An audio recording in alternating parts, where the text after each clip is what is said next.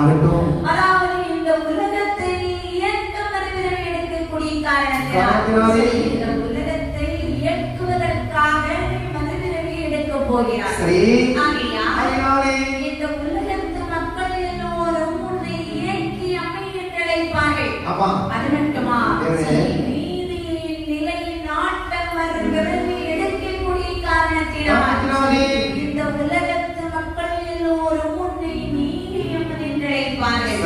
அது மட்டுமா அதாவது இசைக்கு மயங்கி நீ அவதாரம் எடுக்கக்கூடிய காரணத்தினாலே உலகத்து மக்கள் எல்லோரும் உன்னை இசைக்கு அம்மன் என்று அழைப்பார்கள். அது மட்டுமல்ல ஒவ்வொரு இடத்திலும் சென்று ஒவ்வொரு பெயரோடு ஊதிக்கொண்டிருக்க வேண்டும். அதாவது தாயார் ஒவ்வொரு இடத்திலும் அந்த ஒவ்வொரு பேரை சொல்லிதான் இருக்காங்க. நம்ம நாகர்கோவில்ல நடுகாட்டுக்குள்ள இருந்தாங்க அந்த அம்மா. அதனால அன்னைக்கு நடுகாடாக இருந்தது, இன்னைக்கு நகரமாக மாறி இருந்தது. அதனால நம்மளுடைய பேர் நடுகாட்டு இசைக்கு. அதாவது மேலாங்கோடு ஆனதிலே குடிகொண்டு இருந்த காரணத்தினால் அவள் மேலாங்கோட்டு இசைக்கு, பழகிக்குள் ஆனதிலே அவள் பழகிநல்லூர் இசைக்கு, இப்படி ஒவ்வொரு இடத்திலும் இசைக்கியமை ஆனவர்கள் பெயரோடு வீட்டிருக்காங்க. ஆகட்டும் என்று சொல்லி ஆனந்தமான நடவடிக்கை இருக்கின்றார்.